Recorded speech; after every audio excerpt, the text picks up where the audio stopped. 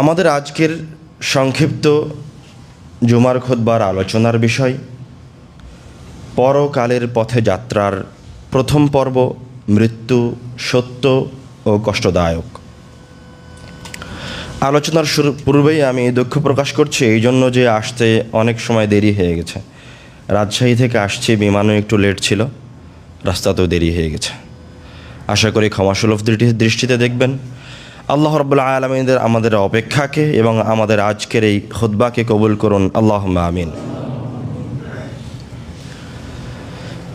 আমার আজকের আশা আপনাদের অপেক্ষা যতটা সুনিশ্চিত ছিল, একজন মানুষের মৃত্যু তার চেয়েও কয়েক গুণ বেশি সুনিশ্চিত।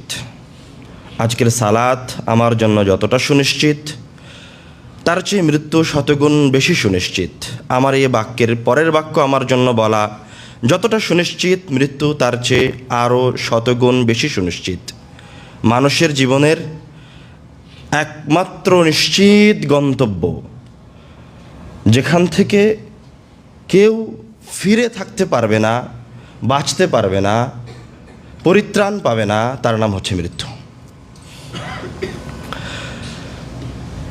আবু বকর রাদিয়াল্লাহু তাআলা আনহুর কন্যা আসমা রাদিয়াল্লাহু তাআলা আনহা বলছেন, কামা রাসূলুল্লাহ সাল্লাল্লাহু আলাইহি ওয়াসাল্লাম খাতিবান। আল্লাহ রাসূল সাল্লাল্লাহু আলাইহি ওয়াসাল্লাম সাহাবায়ে কেরামদের সামনে আলোচনা করার জন্য দাঁড়ালেন।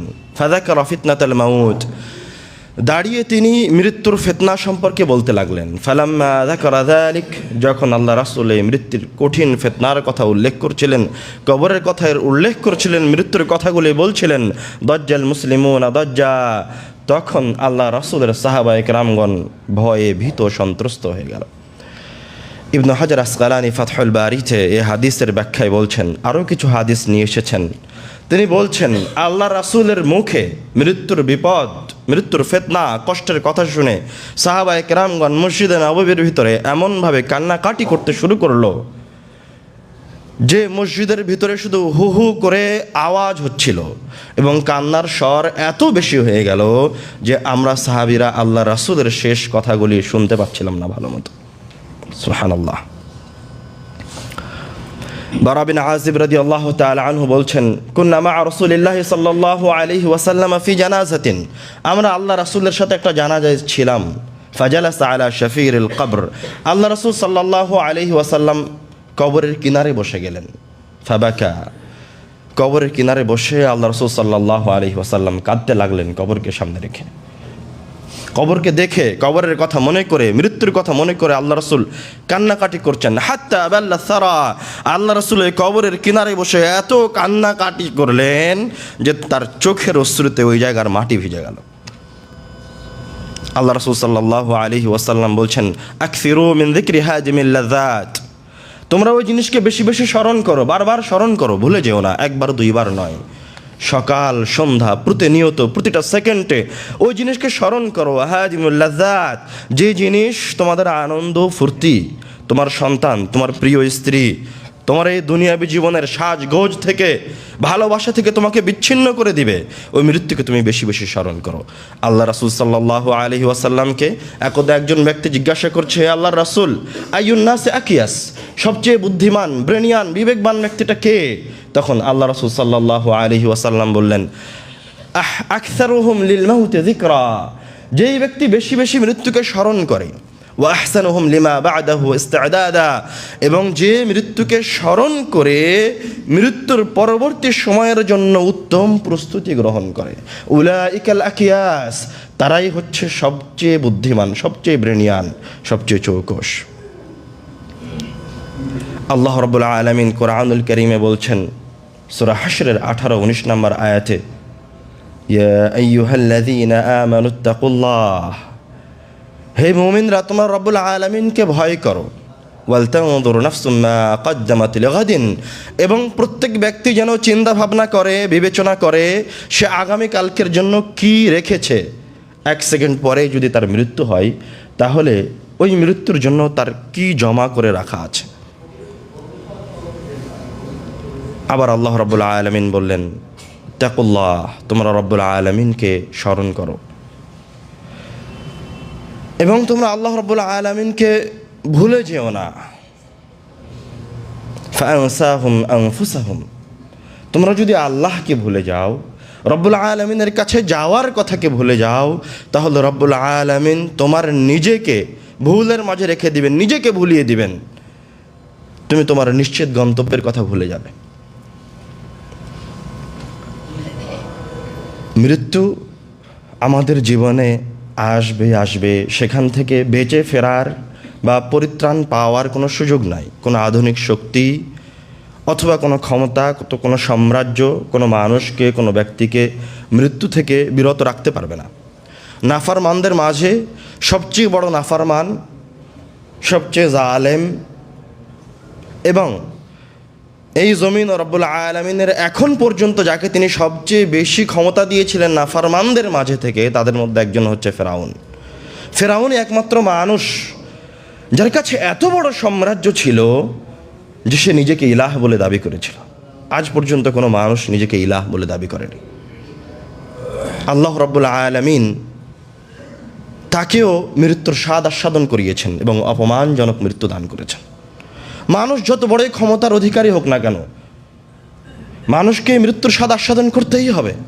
যারা 17 বছর যাবৎ অত্যাচার করেছে, মানুষের উপর জুলুম করেছে, কত মানুষকে অন্যায়ভাবে হত্যা করেছে, যাদেরকে মেরেছে, যাদেরকে মেরে ফেলেছে, তাদের তো এক না একদিন মরতেই হতো।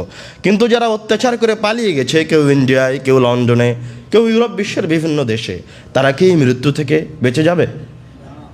তারা কি রব্বুল আলামিনের এই সুনিশ্চিত বিপদ থেকে পরিত্রাণ পাবে? তাদের তাহাজ্জুদের সালাত, তাদের হজ, তাদের জাকাত, তাদের সিয়াম কি তাদের এই জুলুম থেকে ফিরিয়ে নিয়ে আসতে পারবে? পারবে না। এটা একটা সুনিশ্চিত গন্তব্য এবং এমন এক বিপদ যে একজন মুমিনকেও গ্রাস করবে, একজন মুনাফিককেও গ্রাস করবে, একজন মুসলিমকেও গ্রাস করবে, একজন অমুসলিমকেও গ্রাস করবে। রব্বুল আলামিন কুরআনুল কারীমে বলছেন, ফাআসাবাতকুম মুসিবাতুল মাউত, তোমাদেরকে মৃত্যু তোমাদেরকে গ্রাস করবে, মৃত্যুর বিপদ। আসাবাতকুম মুসিবাতুল মাউত, মৃত্যুর বিপদ তোমাদেরকে গ্রাস করবে। আইনামা তাকুনু ইউদরিকুমুল মাউত, আল্লাহ রাব্বুল আলামিন বলছেন, তোমরা যেখানেই থাকো না কেন, যেই জায়গায় থাকো না কেন, চাঁদে যাও, অন্য কোনো দেশে যাও, অন্য কোনো রাজ্যে যাও, অন্য কোনো গ্রহে যাও, যেখানেই থাকো না কেন, মৃত্যু তোমাদেরকে গ্রাস করবেই করবে, মৃত্যু তোমাদের কাছে আসবেই। মৃত্যু থেকে কেউ পরিত্রাণ পায়নি এবং কেউ পাবেও না। মানুষের মাঝে সর্বশ্রেষ্ঠ মানুষ আল্লাহ রাসূল সাল্লাল্লাহু আলাইহি ওয়াসাল্লাম মৃত্যু থেকে পরিত্রাণ পাননি, তিনিও এই পৃথিবী থেকে চলে গেছেন। এবং আল্লাহ রাসূল সাল্লাল্লাহু আলাইহি ওয়াসাল্লামের 2 হায়াতের মাঝে তার অসংখ্য সাহাবী, তার সন্তান, তার নাতি, তার ভালোবাসার মানুষেরাও মৃত্যুর কোলে ঢলে পড়েছে। তিনি তাদেরকে আটকাতে পারেননি, তাদেরকে থামাতে পারেননি, তাদের মৃত্যু 1 মিনিট দেরিতে করাতে পারেননি। মানে রব্বুল আল্লাহর রাসূলের কাছে এতটুকু ক্ষমতা ছিল না যে তিনি তার কোনো এক সন্তানের মৃত্যু 1 মিনিট দেরিতে নিয়ে যাবেন, 1 সেকেন্ড দেরিতে নিয়ে যাবেন। এই ক্ষমতা স্বয়ং আল্লাহ রাসূলের কাছেও ছিল না। মৃত্যুর যে সমস্ত ঘটনাগুলি, হৃদয় বিদারক ঘটনাগুলি হাদিসে এসেছে, তার মাঝে অন্যতম একটি ঘটনা ওসামা বিন যায়েদ রাদিয়াল্লাহু তাআলা আনহু বলছেন, কুন্না মা রাসূলিল্লাহি সাল্লাল্লাহু আলাইহি ওয়াসাল্লাম ফাআরসালাত ইলাইহি ইহদা বানাতিহি আন্না সাবিয়্যান লাহা ফিল মাউত।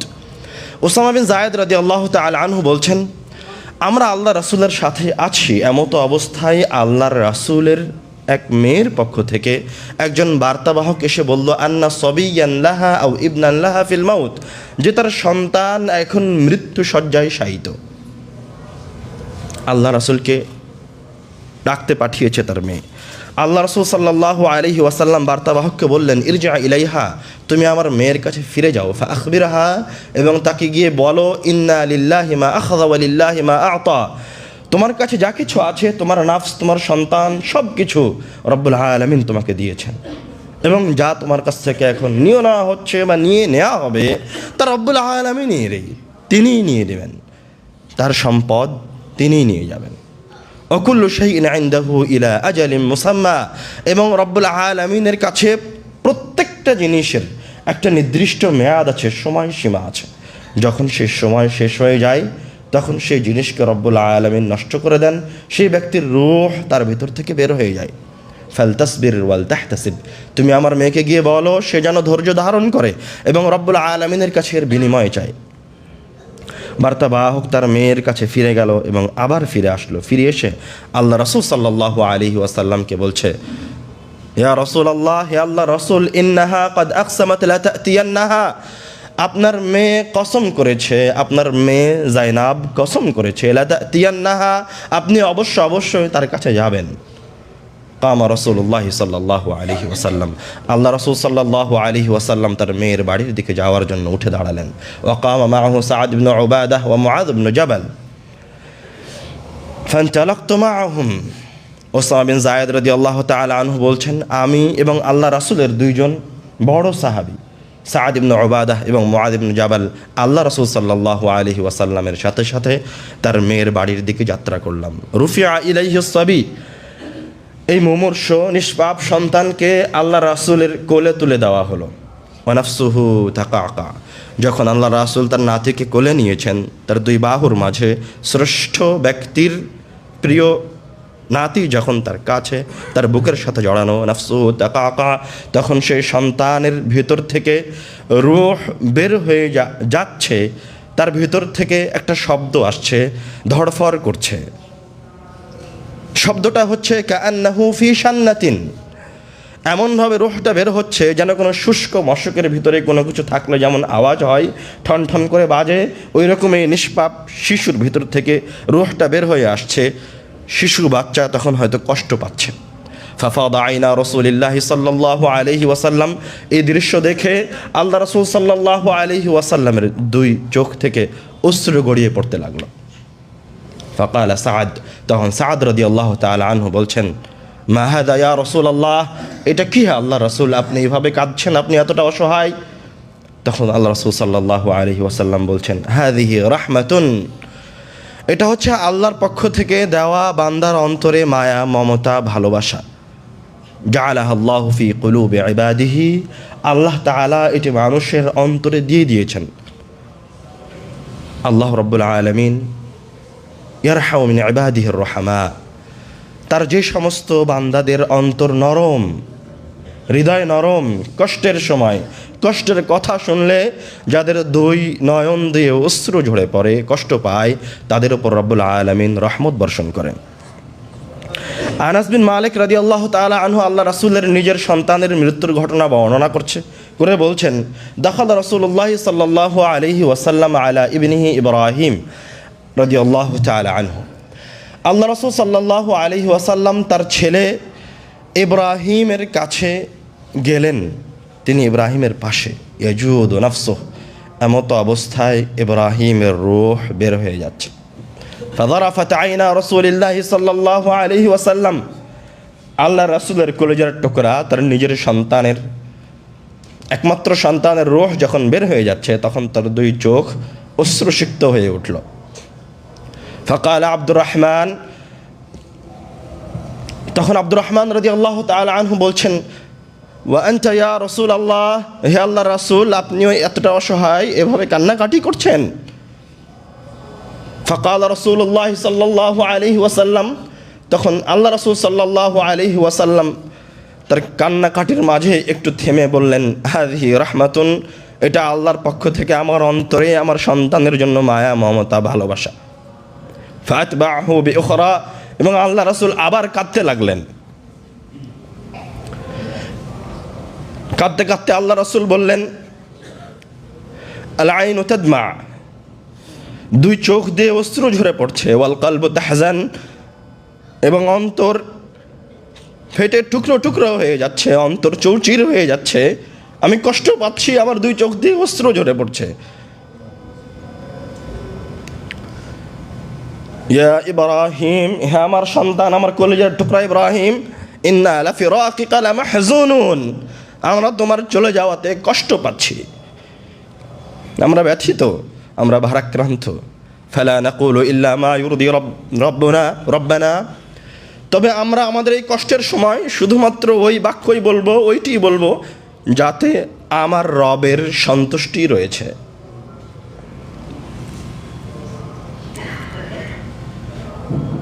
স্বয়ং আল্লাহ রসুল সাল্লাল্লাহু আলাইহি ওয়াসাল্লামও পৃথিবী থেকে বিদায় নিয়েছেন।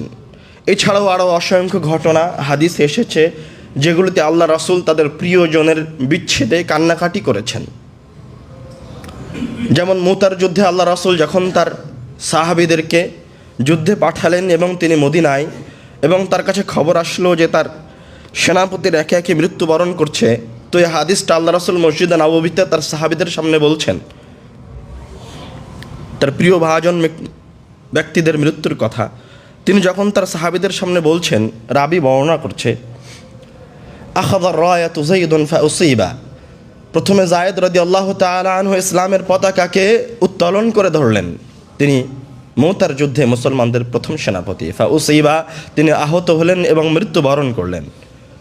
সুম্মা আখাযা জাফারুন, অতঃপর জাফর রাদিয়াল্লাহু তাআলা আনহু এই পতাকাকে উত্তোলন করে ধরলেন। তিনি মুতার যুদ্ধে মুসলমানদের দ্বিতীয় সেনাপতি। শত্রু বাহিনী কাফেররা তাকেও হত্যা করল, তার 2 হাত কেটে দিল। তখন তিনি তার বুক দিয়ে পতাকাকে সমুন্নত করে রেখেছিলেন। কোনো কোনো বর্ণনা এসেছে তার শরীরে ৭৭ থেকে ১০০টা তরবারির আঘাত ছিল। তিনিও মৃত্যুবরণ করলেন। ফাআখাযা রায়াত ইবনে রাওয়াহা, অতঃপর ইবনে রাওয়াহা রাদিয়াল্লাহু তাআলা আনহু ইসলামের পতাকাকে সমুন্নত করে ধরলেন। তিনি তৃতীয় সেনাপতি হিসেবে নিযুক্ত হলেন। তিনিও শাহাদত বরণ করলেন। আল্লাহ রাসূল যখন তার এই নিকটতম সাহাবীদের মৃত্যুর কথা মসজিদে বসে বলছিলেন, যারাফাত আইনা রাসূলিল্লাহি সাল্লাল্লাহু আলাইহি ওয়াসাল্লাম, অথবা ফাদা আইনা রাসূলিল্লাহি সাল্লাল্লাহু আলাইহি ওয়াসাল্লাম, তখন আল্লাহ রাসূলের 2 চোখ দিয়ে অশ্রু গড়িয়ে পড়ছিল। আল্লাহ রাসূল সাল্লাল্লাহু আলাইহি ওয়াসাল্লাম নরম হৃদয়ের মানুষ ছিলেন। তিনি রব্বুল আলামিনের সবচেয়ে নিকটতম বান্দা ছিলেন, সর্বশ্রেষ্ঠ বান্দা ছিলেন, নেককার বান্দা ছিলেন। তারপরেও তিনি কারো মৃত্যুকে 1 সেকেন্ড থামাতে পারেননি। কারো মৃত্যুর বিষয়ে আল্লাহ রাসূল সাল্লাল্লাহু আলাইহি ওয়াসাল্লাম সহযোগিতা করতে পারেননি। আয়েশা রাদিয়াল্লাহু তাআলা আনহা স্বয়ং আল্লাহ রাসূলের মৃত্যুর ঘটনা বিস্তারিত তুলে ধরেছেন। সহিহ বুখারীতে এসেছে, একাধিক গ্রন্থে একাধিকভাবে এই বর্ণনা তুলে ধরা হয়েছে। আয়েশা রাদিয়াল্লাহু তাআলা আনহা বলছেন, ইন্না মিন নিআমিল্লাহি আলাইয়া, আল্লাহ রাব্বুল আলামিনের আমার উপরে কিছু নিয়ামত রয়েছে। তার মাঝে একটা নিয়ামত হচ্ছে আন্না রাসূলুল্লাহি সাল্লাল্লাহু আলাইহি ওয়াসাল্লাম তুফিয়া ফি বাইতি ফি ইয়াউমি, আল্লাহ রাসূল সাল্লাল্লাহু আলাইহি ওয়াসাল্লাম আমার দিনে আমার বাড়িতে মৃত্যুবরণ করেছেন। বাইনা সাহরি ওয়া নাহরি, আল্লাহ রাসূল সাল্লাল্লাহু আলাইহি ওয়াসাল্লাম যখন মারা যান, তার নিঃশ্বাস বের হয়ে যায়, তখন তিনি আমার কোলে, আমার শরীরে তিনি হেলান দিয়ে আছেন। বাইনা সাহরি ওয়া নাহরি, আমার থুতনির নিচে এই জায়গার মাঝে তিনি ধরে আছেন আল্লাহ রাসূল সাল্লাল্লাহু আলাইহি ওয়াসাল্লামকে। জামা আল্লাহু বাইনা রিকি ওয়া রিকিহি ইনদা মাউতিহি, আল্লাহ রাসূলের মৃত্যুর সময় রব্বুল আলামিন আমার মুখের লালা এবং আল্লাহ রাসূলের মুখের লালাকে একত্রিত করেছেন। দাখালা আলাইয়া আব্দুর রহমান ওয়া আনা মুসনিদাতু রাসূলিল্লাহি সাল্লাল্লাহু আলাইহি ওয়াসাল্লাম। আয়েশা রাদিয়াল্লাহু তাআলা আনহা বলছেন, আমি আল্লাহর রাসূলকে আমার শরীরে হেলানা দিয়ে নিয়ে আছি, এমত অবস্থায় আমার ভাই আব্দুর রহমান ঘরে প্রবেশ করল।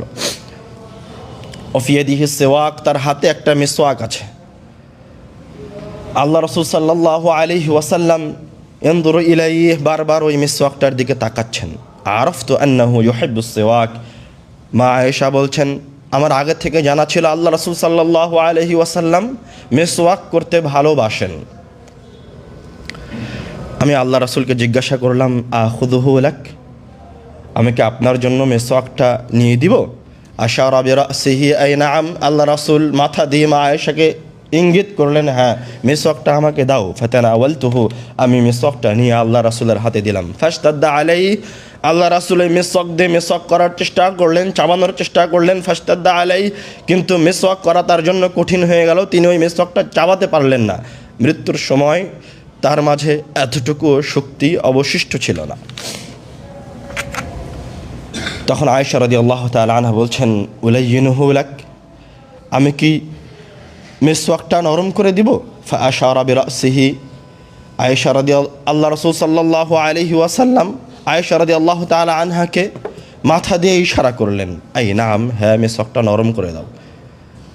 আয়েশা রাদিয়াল্লাহু তাআলা আনহা মিসওয়াকটা নরম করে আল্লাহ রাসূলের মুখে দিলেন। ফাআমারা বিহি, আল্লাহ রাসূল সাল্লাল্লাহু আলাইহি ওয়াসাল্লাম এই মিসওয়াক দিয়ে মিসওয়াক করলেন। বাইনা ইয়াদাইহি রাক্কাতুন আও উলবাতুন। আয়েশা রাদিয়াল্লাহু তাআলা আনহা বলছেন, তার মৃত্যুর সময় যখন আরও ঘনিয়ে আসলো, তার দুই হাতের মাঝে একটা পাত্র ছিল, ফিহি মাউন, তাতে ছিল পানি। ইউদখিলু ইয়াদাইহি ফিহি, আল্লাহ রাসূল সাল্লাল্লাহু আলাইহি ওয়াসাল্লাম মৃত্যুর কষ্টে বারবার তার হাতটা ওই পানির মাঝে ঢুকাচ্ছেন।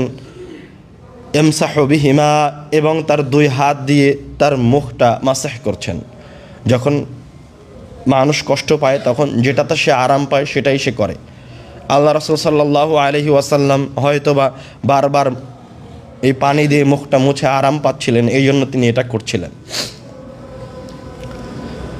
এক পর্যায়ে গিয়ে আল্লাহ রাসূল সাল্লাল্লাহু আলাইহি ওয়াসাল্লাম বলে উঠলেন, ইন্না লিল মাউতি লাসাকারাত, মৃত্যুর রয়েছে কষ্ট, মৃত্যুর বেদনা।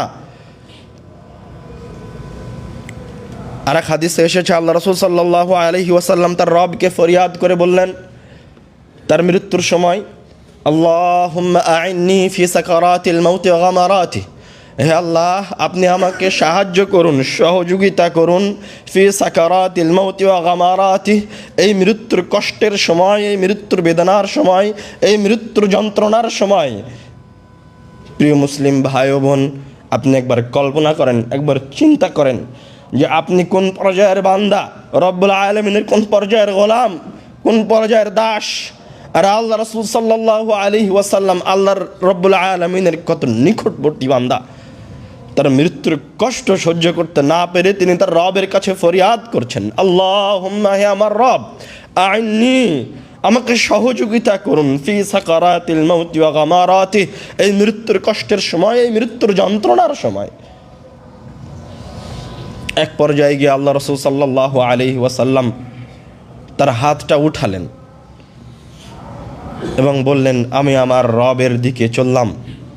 বললেন, লা ইলাহা ইল্লাল্লাহ, আল্লাহ ছাড়া কোনো মাবুদ নাই। আল্লাহ রাসূলের হাতটা পড়ে গেল, তিনি মৃত্যুবরণ করলেন। আল্লাহ রাসূল সাল্লাল্লাহু আলাইহি ওয়াসাল্লাম দুনিয়া থেকে চলে গেলেন, এবং যখন তিনি দুনিয়া থেকে চলে যান তখন তিনি কষ্টের মাঝে দিয়ে মৃত্যুবরণ করলেন। আনাস রাদিয়াল্লাহু তাআলা আনহা থেকে বর্ণিত, তিনি আল্লাহ রাসূলের মেয়ে ফাতেমার কথা বলছেন। যখন আল্লাহ রাসূল মৃত্যুর কষ্টে শেষবার অসুস্থ, বারবার তিনি অজ্ঞান হয়ে যাচ্ছিলেন, মৃত্যুর কষ্টে আল্লাহ রাসূল সাল্লাল্লাহু আলাইহি সাল্লাম বারবার অজ্ঞান হয়ে যাচ্ছেন। তখন আল্লাহ রাসূলের কন্যা ফাতেমা রাদিয়াল্লাহু তাআলা আনহা আল্লাহ রাসূলের এই কষ্ট দেখে বলছেন, ওয়া কারবা আবাহু, হায় আমার আব্বুর কতই না কষ্ট, আমার আব্বুর কত কষ্ট। তখন আল্লাহ রাসূল সাল্লাল্লাহু আলাইহি ওয়াসাল্লাম তার মেয়েকে সান্ত্বনা দিয়ে বলছেন, লা কারবা আলা আবিকা বা'দা হাযাল ইয়াউম, আজকের যে কষ্ট তোমার আব্বু পাচ্ছে, যেই যন্ত্রণা, যেই বেদনার মাঝে দিয়ে আজকের দিনটা পার করছে, আজকের দিনের পরে তোমার আব্বুর আর কোনো কষ্ট নাই। তিনি তার মেয়েকে এইভাবে সান্ত্বনা দিলেন, কেননা তার মৃত্যুর পর তার জন্য জান্নাত অপেক্ষা করছে। ফাতেমা রাদিয়াল্লাহু তাআলা আনহা আল্লাহ রাসূলের ওই কন্যা, যিনি তার মক্কা জীবনের সংগ্রাম দেখেছেন, তার মদিনা জীবনের সংগ্রাম দেখেছেন, তিনি ওই কন্যা যিনি এই দৃশ্য দেখেছেন যে তার পিতা রক্তাক্ত অবস্থায় পড়ে আছে। তিনি এই দৃশ্য দেখেছেন যখন মক্কার কুরাইশেরা তার মাথার ওপর বহড়ি চাপিয়ে দিয়েছে, তিনি মারা যান অবস্থা। তিনি এই অবস্থা দেখেছেন যখন মক্কার কুরাইশেরা আল্লাহ রাসূলকে এবং তার পরিবারকে সমাজ থেকে আলাদা করে দিয়েছিল, এক ঘরে করে দিয়েছিল। তিনি আল্লাহ রাসূল সাল্লাল্লাহু আলাইহি ওয়াসাল্লামের সংগ্রামী জীবনের সাথে, কষ্টদায়ক জীবনের সাথে পরিচিত ছিলেন।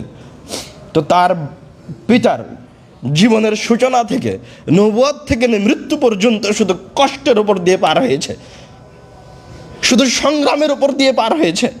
ওই জন্য তিনি তার মেয়েকে বলছেন যে আজকের পরে তোমার আব্বুর আর কোনো কষ্ট নাই, আজকের পরে তোমার আব্বুর জন্য জান্নাত অপেক্ষা করছে।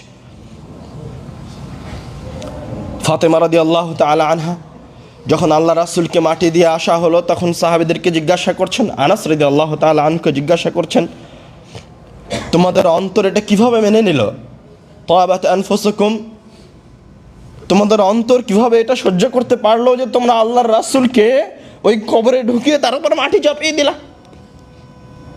তোমরা তার নির্দেশে যে কোনো জায়গায় মৃত্যুর মুখে ঝাঁপিয়ে পড়তে, তার নির্দেশের আগে তোমরা তার আনুগত্য করতে, এইরকম মহান মানুষকে তোমরা মাটি চাপা দিয়ে চলে আসলে, তোমাদের অন্তর এটা কিভাবে মেনে নিয়েছে? আল্লাহ রাসূলকে তার সাহাবা ইকরামগণ যত ভালোবাসতেন, পৃথিবীর মাটিতে কোনো মানুষ অন্য কোনো মানুষকে এতটা ভালোবাসতে পারবে না। আল্লাহ রাসূল সাল্লাল্লাহু আলাইহি ওয়াসাল্লাম রব্বুল আলামিনের যতটা নিকটবর্তী বান্দা ছিল, পৃথিবীর মাটিতে এরকম কোনো নিকটবর্তী বান্দা আসবে না, এরকম পরহেজগার বান্দা আসবে না, অথচ এইরকম নেককার পরহেজগার যার শাফাআত ব্যতীত কিয়ামতের দিনের বিচার শুরু হবে না, যাকে রব্বুল আলামিন হাউজে কাউসার প্রদান করেছেন, তিনিও মৃত্যুর সময় এভাবে কষ্ট পেয়েছেন, তিনিও মৃত্যুর কথা স্মরণ করে কান্নাকাটি করেছেন, তিনি কবরের পাশে বসে থেকে মৃত্যুর কথা স্মরণ করে কান্নাকাটি করেছেন, তিনি তার সাহাবীদেরকে নিয়ে কবরে বসে মৃত্যুর পরবর্তী কথা, মৃত্যুর পরবর্তীতে কি কি ঘটবে সেগুলো একসাথে বসে কবরস্থানে পর্যন্ত আলোচনা করেছেন। মৃত্যু এমন এক চিরন্তন সত্য এবং কষ্টদায়ক জিনিস যা আমাদের সবার জীবনে আসবে, এবং আল্লাহ রাসূল সাল্লাল্লাহু আলাইহি ওয়াসাল্লাম এই দিনের জন্য মানুষকে প্রস্তুতি গ্রহণ করতে বলেছেন।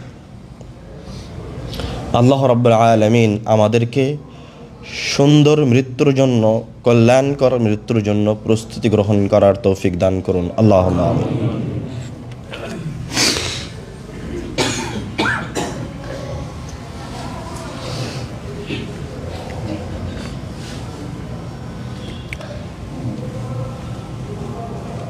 মৃত্যু থেকে যেমন কেউ বাঁচতে পারবে না, তেমন মৃত্যুর কষ্ট থেকেও কেউ পরিত্রাণ পাবে না।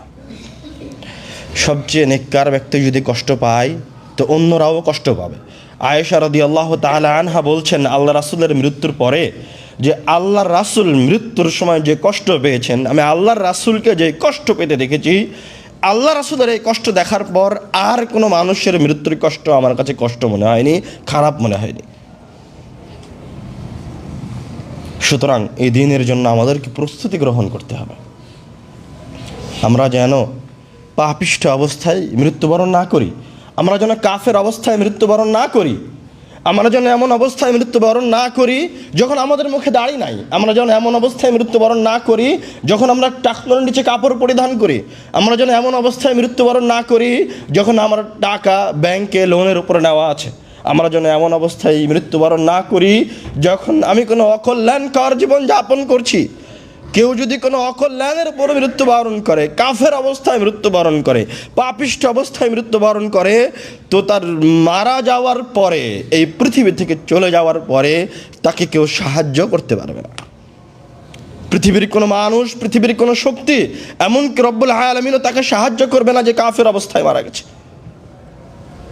অষ্টম হিজরির ঘটনা, যখন আল্লাহ রাসূল সাল্লাল্লাহু আলাইহি ওয়াসাল্লাম তার মায়ের কবর জিয়ারত করতে গেলেন, আবু হুরায়রা রাদিয়াল্লাহু তাআলা আনহু বলছেন, যারা রাসূলুল্লাহ সাল্লাল্লাহু আলাইহি ওয়াসাল্লাম কবরা উম্মিহি, আল্লাহ রাসূল তার মায়ের কবর জিয়ারত করতে গেলেন। ফাবাকা, আল্লাহ রাসূল তার মায়ের কবর জিয়ারত করতে গিয়ে এত কান্নাকাটি করলেন, আবকা মান হাওলা, যে আল্লাহর রাসূলের কান্নাকাটি দেখে, তাকে কাঁদতে দেখে, তার কষ্ট দেখে, আবকা মান হাওলা, আল্লাহ রাসূলের আশেপাশে যত সাহাবী ছিল তারাও করে কাঁদতে লেগে গেছে। অথচ আল্লাহ রাসূল সাল্লাল্লাহু আলাইহি ওয়াসাল্লাম তাদেরকে এখন পর্যন্ত কোনো কিছু বলেননি, তাদেরকে মৃত্যুর কথা স্মরণ করিয়ে দিচ্ছেন না, জাহান্নামের আযাবের কথা বলছেন না, তার কান্না দেখে সাহাবায়ে কেরামগণ কাঁদতে লেগে গেছে। তো কেন আল্লাহ রাসূল তার মায়ের কবরের পাশে এভাবে কাঁদলেন? আল্লাহ রাসূল সাল্লাল্লাহু আলাইহি ওয়াসাল্লাম বলছেন, ইস্তাআযানতু রাব্বি আন আস্তাগফিরা লাহা, আমি আমার মায়ের জন্য আমার রবের কাছে ক্ষমা প্রার্থনা করার অনুমতি চেয়েছিলাম, আকুতি মিনতি করেছিলাম। আপনি একবার চিন্তা করেন, সর্বশ্রেষ্ঠ মানুষ, সর্বশ্রেষ্ঠ মানুষ, সবচেয়ে ক্ষমতার অধিকারী মানুষ, সবচেয়ে নেককার মানুষ, নবী রাসূলদের সর্দার, সকলের সর্দার, যার মতো বান্দা রব্বুল আলামিন, যার মতো সৃষ্টি রব্বুল আলামিন দ্বিতীয় কোনো সৃষ্টি রাখেননি, উনি তার মায়ের জন্য ক্ষমা চাওয়ার অনুমতি চাইলেন তার রবের কাছে, যে রব তাকে সবচেয়ে বেশি ভালোবাসে। ফালাম ইয়াযান লি, আল্লাহ রাসূল বলছেন, আমার রব আমাকে আমার মায়ের জন্য ক্ষমা চাওয়ার অনুমতি দিলেন না। ফাস্তাযানতু আন আযুরা কবরাহা, আল্লাহর রাসূলও তো তার মায়ের সন্তান, আমিনার সন্তান, তার মাকে ভালোবাসে। তখন তিনি আল্লাহকে বললেন, আন আযুরা কবরাহা, আপনি আমাকে আমার মায়ের কবর জিয়ারতের অনুমতি দিন, আমার মায়ের কবরটা অন্তত দেখতে যাই। ফাআযিনা লি, তখন রব্বুল আলামিন আল্লাহ রাসূলকে তার মায়ের কবর জিয়ারতের অনুমতি দিলেন। তখন আল্লাহর রাসূল তার মায়ের কবর জিয়ারত করতে এসে, মা আমিনার কবর জিয়ারত করতে এসে তার মায়ের কবরটাকে সামনে রেখে, তার মায়ের লাশটাকে সামনে রেখে তার মায়ের লাশের পাশে আল্লাহ রাসূল হু করে কাঁদছেন। কিন্তু তার মা ইমানের উপর মৃত্যুবরণ করেনি, এই জন্য ক্ষমা পর্যন্ত চাইতে পারছেন না রব্বুল আলামিনের কাছে। এর চেয়ে অসহায়ত্বের কি হতে পারে? কি নিয়ে আমরা গর্ব করি? এমন কি ক্ষমতা আমাদের কাছে আছে? কারো কাছে কি আল্লাহ রাসূলের চেয়ে বেশি ক্ষমতা আছে? কেউ কি আল্লাহ রাসূলের চেয়ে বেশি পরহেজগার? এমন কি কোনো বান্দা আছে আমাদের মাঝে? এমন কি কোনো মানুষ আছে, এমন কি কোনো লোক আছে যার কাছে আল্লাহর রাসূলের চেয়ে বেশি ক্ষমতা আছে, যে আল্লাহ রাসূলের চেয়ে বেশি পরহেজগার? নাই। যদি না থাকে তাহলে ওই মৃত্যু আসার আগে সতর্ক হন, ওই মৃত্যু আসার আগে প্রস্তুতি গ্রহণ করুন। যেই মৃত্যুর পরে কোনো ক্ষমতা, কোনো কিছুই আপনার কাজে আসবে না, কেউ আপনার জন্য কোনো উপকার করতে পারবে না। আল্লাহ রাসূল সাল্লাল্লাহু আলাইহি ওয়াসাল্লাম তার মায়ের কবর জিয়ারত করতে গিয়ে তার সাহাবায়ে কেরামগণের উদ্দেশ্যে একটা নাসিহা করলেন, জুরুল কুবুরা ফাইন্নাহা তুযাক্কিরুকুমুল মাউত, তোমরা কবর জিয়ারত করো, কেননা কবর মানুষকে মৃত্যুর কথা স্মরণ করিয়ে দেয়। কবর মানুষকে মৃত্যুর কথা স্মরণ করিয়ে দেয়, এই জন্য তোমরা কবর জিয়ারত করো। কবরের পাশে দাঁড়িয়ে তুমি স্মরণ করো যে সামনে যে কবরটা দেখা যাচ্ছে ওই কবরটা তোমার ব্যাংক ব্যালেন্স। তুমি ওই কবরের পাশে গিয়ে আল্লাহ রাসূলের সুন্নাত অনুযায়ী বলো, আসসালামু আলাইকুম ইয়া আহলাল কুবুর, হে কবরবাসী, তোমাদের ওপর আল্লাহর পক্ষ থেকে শান্তি বর্ষিত হোক। ওয়া ইন্না ইনশাআল্লাহু বিকুম লালাহিকুন, এবং আমরাও অচিরেই তোমাদের সাথে আল্লাহর ইচ্ছায় কোনো এক সময়ে তোমাদের সাথে সাক্ষাৎ করব। এটা আপনি অন্তর দিয়ে অনুভব করুন, অনুধাবন করুন। ওসমান রাদিয়াল্লাহু তাআলা আনহু যখন কবর জিয়ারত করতে যেতেন তখন তিনি কবরের পাশে দাঁড়িয়ে এত কাঁদতেন, হাত্তা তাবুল্লা লিহয়াতাহু, যে তার অশ্রুতে তার দাড়ি ভিজে যেত। তাকে জিজ্ঞাসা করা হতো যে আপনি কেন এই 3 হাত এই মাটি এই কবরকে সামনে রেখে এইভাবে কাঁদছেন? আপনার সামনে তুযকারুল জান্নাতু ওয়ান নার, আপনার সামনে জান্নাতের কথা বলা হয়, জাহান্নামের ভয়াবহ আযাবের কথা বলা হয়, তখন আপনি এইভাবে হু করে কান্নাকাটি করেন না, এখন কেন কান্নাকাটি করছেন? তখন তিনি বললেন, ক্বালা রাসূলুল্লাহ, আল্লাহ রাসূল সাল্লাল্লাহু আলাইহি ওয়াসাল্লাম বলছেন, আল কবরু আউয়ালু মানজিলিন মিন মানাজিলিল আখিরাহ, এই কবর হচ্ছে মানুষের পরকালীন জীবনের প্রথম ধাপ। ফাইন নাজা মিন, যদি সে এই কবরের আযাব থেকে বেঁচে যায়, ফামা বা'দাহু আইসারা মিন, তাহলে তার জন্য পরবর্তী ধাপগুলো সহজ হয়ে যাবে।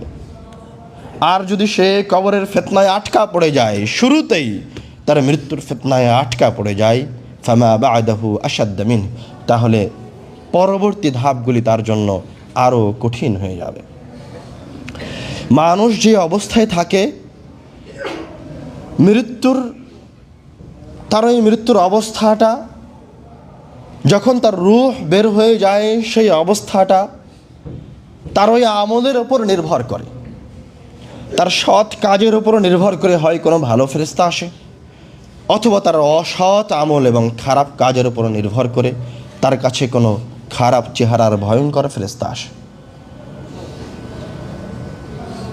সে যদি ভালো মানুষ হয় তাহলে তার মৃত্যুটা তার জন্য সহজ হয়ে যায়, আর যদি খারাপ মানুষ হয় তাহলে তার মৃত্যু তার জন্য কঠিন হয়ে যায়। আল্লাহ রাসূল সাল্লাল্লাহু আলাইহি ওয়াসাল্লাম বলছেন যে ভালো মানুষ, মান আহাব্বা লিকা আল্লাহ, যে আল্লাহর সাক্ষাৎকে ভালোবাসে, আহাব্বাল্লাহু লিকাআহু, আল্লাহ রাব্বুল আলামিনও তার সাক্ষাৎ চান। সুবহানাল্লাহ। এবং তার সামনে যখন মৃত্যুটা চলে আসে, বুশরা বিরদওয়ানিল্লাহি ওয়া কারামাতি, তখন আল্লাহর পক্ষ থেকে পরহেজগার ব্যক্তিকে সুসংবাদ প্রদান করা হয়। আর যদি সে খারাপ মানুষ হয়ে থাকে তখন তাকে দুঃসংবাদ প্রদান করা হয়, রব্বুল আলামিনের শাস্তির কথা বলা হয়। তখন সে রব্বুল আলামিনের সাক্ষাৎকে অপছন্দ করে এবং রব্বুল আলামিনও তার সাক্ষাৎকে অপছন্দ করেন। আল্লাহ রাসূল সাল্লাল্লাহু আলাইহি ওয়াসাল্লাম বলছেন, এই খারাপ ব্যক্তি, পাপিষ্ঠ ব্যক্তিকে যখন তার এই পাপের কথা বা তাকে যখন ভয় দেখানো হয়, রব্বুল আলামিনের আযাবের কথা বলা হয়, ফালাইসা শাইউন আকরাহু ইলাইহি মিম্মা আমামাহু, তখন এই পৃথিবীতে তার কাছে সবচেয়ে নিকৃষ্ট, সবচেয়ে খারাপ এবং যেটা থেকে বাঁচার জন্য সে জীবন বাজি রেখে চেষ্টা করে, তার নাম মৃত্যু। কিন্তু মৃত্যুকে সে এক সেকেন্ডও পিছাতে পারবে না। মৃত্যু তাকে গ্রাস করবেই করবে। মৃত্যুর স্বাদ তাকে আস্বাদন করতেই হবে, সেখান থেকে বেঁচে ফেরার কোনো উপায় নাই। সুতরাং মৃত্যুকে নিয়ে উত্তম প্রস্তুতি গ্রহণ করাই একজন মুমিন হিসেবে, একজন মুসলমান হিসেবে দায়িত্ব কর্তব্য। আপনি এ কথা মনে করিয়েন না যে আজকে পাপ কাজ করছেন, যখন একটু বয়স হবে অথবা যখন ঘুষের ওপর চাকরিটা হয়ে যাবে তারপর আপনি ভালো কাজ করবেন, তাহলে আপনার উপর আল্লাহর রহমত নেমে আসবে, এটা আপনি মনে করিয়েন না। আপনি গান বাজনা শোনেন, বাদ্যযন্ত্র শোনেন, জিহ্বা দিয়ে মিথ্যা কথা বলেন, হাত দিয়ে অসৎ কাজ সম্পাদন করেন, আর মৃত্যুর সময় আপনার এই জিহ্বা লা ইলাহা ইল্লাল্লাহ বলতে পারবে, এমনটা আপনি মনে করিয়েন না। প্রিয় যুবক, প্রিয় দিনী মুসলিম ভাই ও বোন, আপনার যেই কান বাদ্যযন্ত্র শুনতে অভ্যস্ত, যেই জিহ্বা মিথ্যা কথা বলতে অভ্যস্ত, যেই চোখ খারাপ জিনিস দেখতে অভ্যস্ত, মৃত্যুর সময় যখন আপনার সন্তান আপনাকে বলবে অথবা আপনার বাবা আপনাকে বলবে যে বাবা, আব্বু লা ইলাহা ইল্লাল্লাহ বলো, এটা বলতে পারলেই জান্নাত, তখন ওই যে আপনি অপকর্মে লিপ্তও ছিলেন, অন্যায় লিপ্তও ছিলেন, শয়তানের আনুগত্যে আপনি অনুসারী ছিলেন, শয়তান তখন আপনার জিহ্বাকে ভারী করে দিবে। আল্লাহর পক্ষ থেকে তখন সাহায্য আসবে না। তখন আপনাকে যখন বলা হবে লা ইলাহা ইল্লাল্লাহ বলো, তখন আপনি লা ইলাহা ইল্লাল্লাহ বলতে পারবেন না। যেই কান দিয়ে আপনি বাদ্যযন্ত্র শুনেছেন, সেই কান তার মৃত্যুর সময় লা ইলাহা ইল্লাল্লাহ শুনতে পাবে না। যেই চোখ খারাপ জিনিস দেখেছে, মৃত্যুর সময় রব্বুল আলামিন পরহেজগার ব্যক্তির জন্য যে সুন্দর চেহারার ফেরেশতাদেরকে পাঠান তাকে সুসংবাদ দেওয়ার জন্য, মৃত্যুর কষ্টের সময় কষ্টকে লাঘব করার জন্য রব্বুল আলামিন যে ফেরেশতাদেরকে পাঠান, এই পাপিষ্ঠ চক্ষু রব্বুল আলামিনের ওই ফেরেশতাদেরকে দেখতে পাবে না। আপনি কেন মৃত্যুকে অবহেলা করছেন? যেই 10-15টা মিনিট আপনি অপচয় করছেন, যেই সম্পদ আপনি সুদের উপর ব্যয় করেছেন, যেই সম্পদ আপনি কুক্ষিগত করেছেন অথবা জুলুম করেছেন, আপনার মতো অত্যাচারী পাপিষ্ঠ মুমিন যখন মৃত্যুর দিকে ধাবিত হবে এবং যখন তার কাছে খারাপ ফেরেশতা আসবে, তখন সে রব্বুল আলামিনের কাছে ফরিয়াদ করবে। রব্বুল আলামিন কুরআনুল কারীমে বলছেন, রব্বি লাউলা আখারতানি, একজন মুমিন তার রবকে ডেকে বলবে, লাউলা আখারতানি ইলা আজালিন করিব, হে আল্লাহ, আপনি যদি আমাকে আর একটা সেকেন্ড, একটা মিনিট সময় দেন, একবার সুযোগ প্রদান করেন, লা আসাদদাকা ওয়া আকুম মিনাস সালিহিন, তাহলে আমি দান সাদকা করে সালেহিনদের অন্তর্ভুক্ত হয়ে যাব। কেননা একজন মুমিন, একজন পাপিষ্ঠ মুমিন, পাপাচারী মুমিন, ও জানে যে তার দান সবচেয়ে শক্তিশালী ইবাদত। এখন যেহেতু মৃত্যু চলে এসেছে, ও রব্বুল আলামিন আমাকে আরেকবার জীবন দেবে না, একটা মিনিট যদি সময় পাওয়া যায় তাহলে আমি দান সাদকা করে সালেহিনদের অন্তর্ভুক্ত হতে পারবো। কিন্তু রব্বুল আলামিন তখন তাকে একটা সেকেন্ড, একটা মিনিট সময় দিবেন না দান সাদকা করার জন্য। মৃত্যুর আগে প্রস্তুতি গ্রহণ করেন। যেই খারাপ মানুষটা কবরে আছে, আপনি যেই কবরের পাশ দিয়ে হেঁটে যান, যেই গোরস্থানে যান, ওই কবরের ভিতরে থাকা একজন পাপিষ্ঠ ব্যক্তি তার রবের কাছে ফরিয়াদ করে বলছে, রব, আমাকে দুনিয়ায় আরেকবার ফিরিয়ে দাও। যে ব্যক্তিটা জাহান্নামে থাকবে, ইয়াসতারিখুনা ফীহি, ওই জায়গায় চিৎকার করে করে বলবে, রব্বুল আলামিন, তুমি আমাকে আরেকবার দুনিয়ায় ফিরিয়ে দাও, আমি ভালো কাজ করব। আপনি যে 10 মিনিট অপচয় করছেন এই জমিনের উপরে এখন উপস্থিত, যে একটা মিনিট সময় অতিবাহিত করছেন, এই একটা মিনিট সময়ের জন্য ওই কবরের ভিতরে থাকা ব্যক্তিটা চিৎকার করছে, আপনি ওই কবরে যাওয়ার আগে, ওই কবরে ঢোকার আগেই আপনার এই 5 মিনিট সময়কে মূল্যায়ন করেন, 1 মিনিট সময়কে মূল্যায়ন করেন। কবরে চলে গেলে 1 মিনিট সময় আর দ্বিতীয়বার ফিরে আসবে না ভাই আমার, এই একটা দিন আর ফিরে আসবে না ওই কবরে ঢুকে গেলে। যতই চিৎকার করেন না কেন, রব্বুল আলামিন অসংখ্য আয়াতে বলেছেন, আল্লাহ রাসূল অসংখ্য হাদিসে বলেছেন যে পাপিষ্ঠরা রব্বুল আলামিনের কাছে ফরিয়াদ করবে আর একবার ফিরে আসার জন্য, কিন্তু সুযোগ হবে না। আপনি রব্বুল আলামিনের ওই নাসিহাকে স্মরণ করেন, ওই মৃত্যুকে স্মরণ করেন, একবার দুইবার নয়, বেশি বেশি ঘন ঘন স্মরণ করেন। আজকের আলোচনার আপনার জন্য শেষ উপদেশ এই যে